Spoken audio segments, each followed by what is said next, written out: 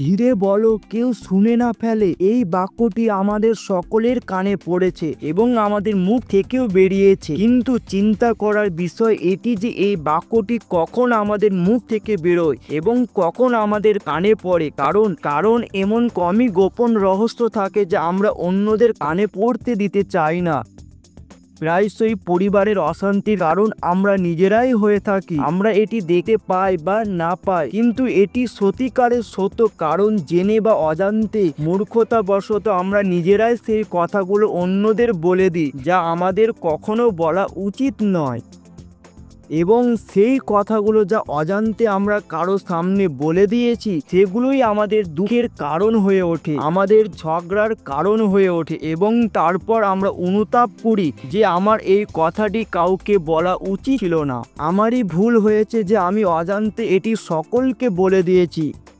সেই জন্য আজকের যে বুদ্ধ কাহিনী আমি আপনাদের শোনাতে চলেছি তা শোনার পর আপনারা এমন 7টি কথা জানতে পারবেন যা আপনাদের কখনো কাউকে বলা উচিত নয়। এই 7টি কথা যা আপনাদের কাউকে বলা উচিত নয়, কেন বলা উচিত নয় তার পেছনে যুক্তিও আমি আপনাদের বলবো। এবং এই 7টি কথার বাইরে যদি আপনারা মনে করেন যে কোনো কথা আমার থেকে ছুটে গেছে বা আমি বলতে পারিনি, তাহলে কমেন্টে অবশ্যই বলুন। এই বুদ্ধ কাহিনীতে হারিয়ে যাওয়ার আগে যদি আপনারা মহাবুদ্ধের বিশ্বাসী হন, তাহলে এই দিব্য উপদেশগুলো মনোযোগ সহকারে শুনুন। এই ভিডিওটি শেষ পর্যন্ত দেখুন, নইলে পরে খুব অনুতাপ করতে হবে। আপনাদের মূল্যবান সময়কে অকারণ শর্ট ভিডিওতে নষ্ট না করে এখানে লাগান, কিছু নতুন শিখতে পাবেন।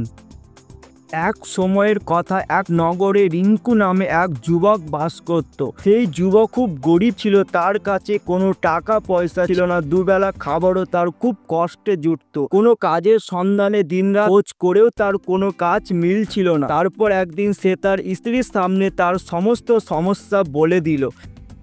সে তার স্ত্রীকে বলল, যেখানেই আমি কাজ চাইতে যাই প্রত্যেকেই বলে যে আমাদের এখানে কাজের দরকার নেই। আমি কাজ খুঁজে খুঁজে ক্লান্ত হয়ে পড়েছি। আমি বুঝতে পারছি না যে আমি তোমাদের পেট কিভাবে ভরবো, আমার বাচ্চাদের কিভাবে পালবো, এবং এই চিন্তা আমাকে দিনরাত খেয়ে ফেলেছে। এটি শুনে তার স্ত্রী কিছু ভেবে বলল, তুমি একজনের কাছে একবারই কাজ চাইতে যাও এবং যখন সে কাজ দেয় না তখন তুমি দ্বিতীয়বার তার কাছে যাও না। যদি তুমি তাদের কাছ থেকে কাজ নিতে চাও তাহলে তোমাকে সহানুভূতি দেখাতে হবে, তোমাকে তাদের সহানুভূতি অর্জন করতে হবে, তোমার গরিবী দেখাতে হবে যাতে তারা তোমার বাধ্যতা বুঝে তোমাকে কাজে রাখে।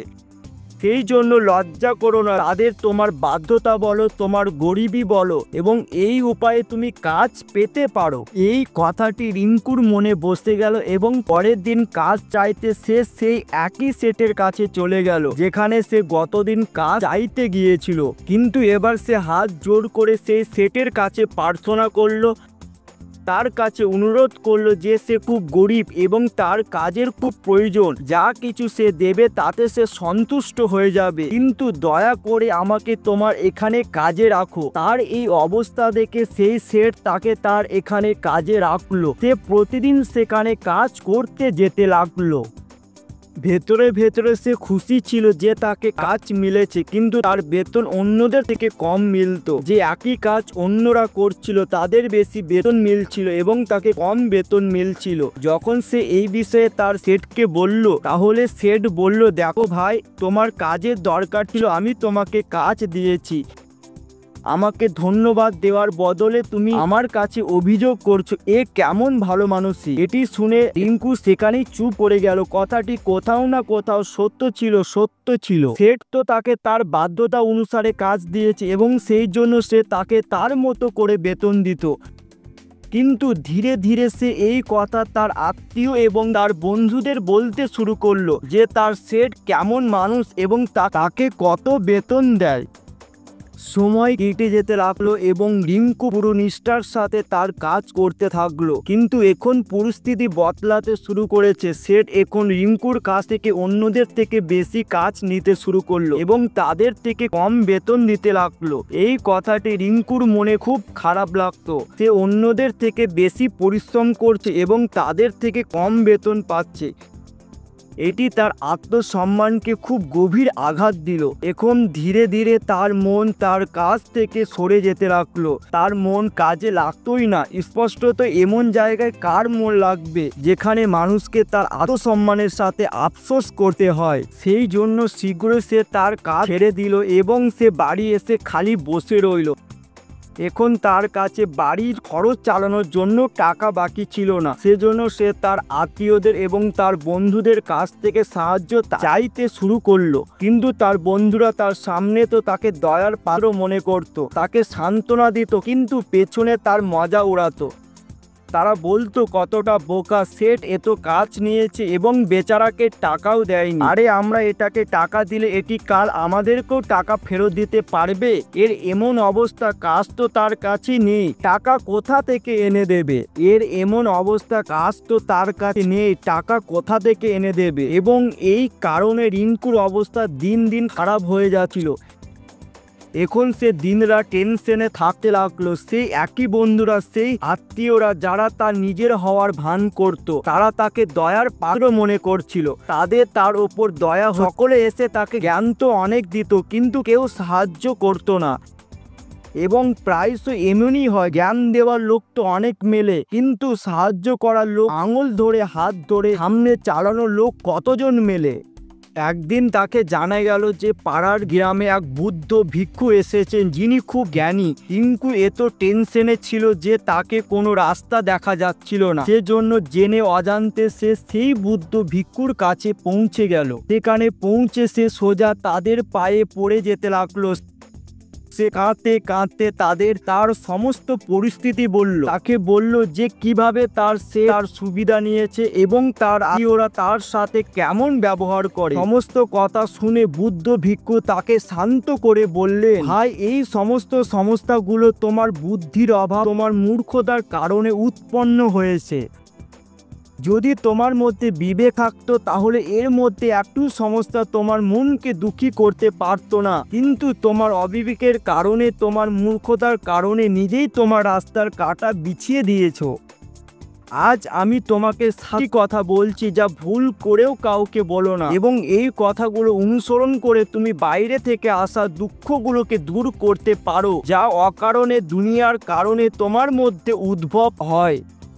প্রথম কথা যা কাউকে বলা উচিত নয় তা হলো তোমার বার্ধতা। তোমার বার্ধতার প্রদর্শন করে অন্যদের দয়ার পাত্র হয়ে তাদের সাহায্য নেওয়ার ভুল কখনো করো না। হতে পারে যে আজ তারা তোমার বাধ্যতা দেখে তোমাকে সাহায্য করবে, কিন্তু কাল তারা তোমার সুবিধা নিতে দ্বিধা করবে না।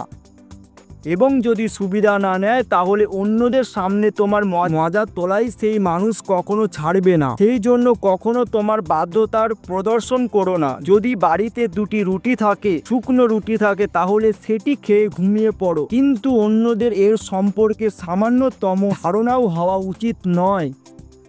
বার্ধক্য, আপনি নিজে চিন্তা করুন, বার্ধতা বলার কি প্রয়োজন হয়? এক মানুষের বা তো অন্যদের থেকে সহানুভূতি অর্জন করতে চায় বা তাদের থেকে কোনো অর্থনৈতিক সাহায্য চায়। কিন্তু যদি দুটি পরিস্থিতি দেখেন তাহলে অন্য মানুষ তোমার সুবিধা নিতে দ্বিধা করবে না, এবং যদি সুবিধা না নেয় তাহলে তার চোখে তো তোমাকে মূর্খ মনে করবে, বোকা মনে করবে, এবং অন্যদের সামনে তোমার মজা তো অবশ্যই তুলবে। সেই জন্য তোমার বার্ধতার সম্পর্কে কখনো কাউকে বলো না।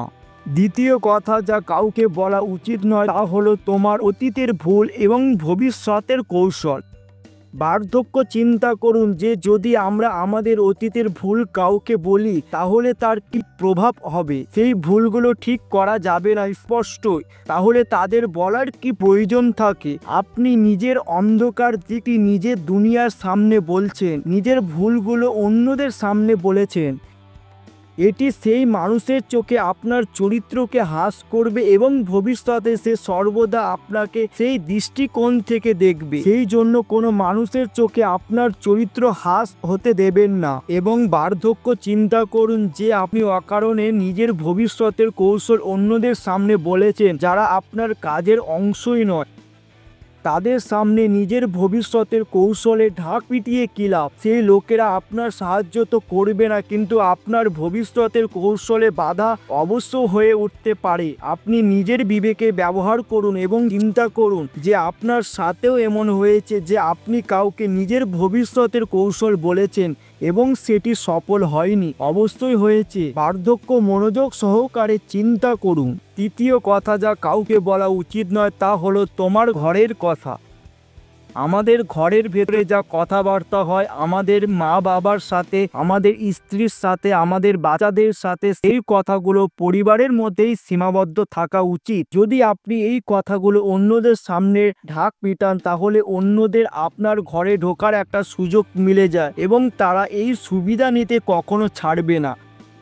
তারা আপনার পরিবারের সদস্যদের আপনার থেকে দূরে নিয়ে যাওয়ার চেষ্টা করবে। প্রায়শই এমন হয়, আমরা সমাজে দেখি যে আমরা আমাদের ঘরে ঝগড়া কমানোর জন্য সেই ঝগড়াগুলো আমাদের পাড়োশিদের এবং অন্য আত্মীয়দের বলে দিই, কিন্তু এর থেকে আপনাকে সাহায্য কখনো মেলেনি, বরং আপনার ঘরের লড়াই ঝগড়া এবং এটি স্পষ্ট যে বাড়বে। যদি আপনি আপনার মা বাবার কথা অন্যদের বলেন তাহলে আপনার মা বাবা খারাপ লাগবে যে আমাদের ছেলে আমাদের না বলে অন্যদের এই কথা বলছে। সেই জন্য আপনার ঘরের কথা এবং আপনার ঘরের লড়াই ঝগড়া কারো সামনে বলবেন না। পরের কথা যা আমি আপনাদের বলতে চলেছি, যা কাউকে বলা উচিত নয়, তা শুনে খুব অদ্ভুত লাগতে পারে, কিন্তু তার সততাও আমি আপনাদের একটা যুক্তির মাধ্যমে দেব। আমি বলি যে আপনার আয় কাউকে বলবেন না। এখন আপনার আয় না বলার পেছনে কি প্রয়োজন হতে পারে? বার্ধক্য চিন্তা করুন যে আপনি আপনার আয় আপনার বন্ধুদের বলে দেন, তাহলে যখন আপনার বন্ধুদের দরকার পড়বে তাহলে তারা শুধু আপনাকেই ফোন করবে, কারণ তাদের জানা যে যদি আপনার আয় ভালো হয় তাহলে শুধু আপনি তাদের সাহায্য করতে পারেন এবং সেজন্য বেশি লোক আপনার কাছ থেকে সাহায্য চাইবে এবং যখন আপনি তাদের সাহায্য করবেন না তাহলে তারা ভাববে যে এই মানুষের কাছে টাকা আছে, আমার সাহায্য করতে পারে, কিন্তু করছে না এবং সেজন্য আপনার আয় আপনি দুজন বন্ধুর মধ্যে একটি ঝগড়ার কারণ হয়ে উঠতে পারে। কম আয় হলে লোকেরা মজা উড়াবে এবং বেশি হলে সাহায্য চাইবে, তাহলে আপনার আয় বলার কোনো প্রয়োজন নেই। পরের কথা যা আমি আপনাদের বলতে চলেছি তাকে আপনার কোমর বেঁধে নিন এবং কাউকে এই কথা জানতে দেবেন না। আপনার দুর্বলতা এবং আপনার শক্তি প্রায়শই মানুষকে জানা নেই যে তার দুর্বলতা বা তার শক্তি কি, কিন্তু যদি আপনাকে দুর্বলতা এবং আপনার শক্তি জানা থাকে তাহলে প্রথম কথা তো আপনি খুব বুদ্ধিমান মানুষ এবং দ্বিতীয় কথা যে আপনাকে এই কথাগুলো কারোর সাথে শেয়ার করা উচিত নয়, কারণ যদি আপনার দুর্বলতা অন্যদের জানা যায় তাহলে আপনার দুর্বলতার সুবিধা নেবে এবং যদি আপনার শক্তি জানা যায় তাহলে সেই শক্তি আপনার দুর্বলতা হয়ে উঠবে।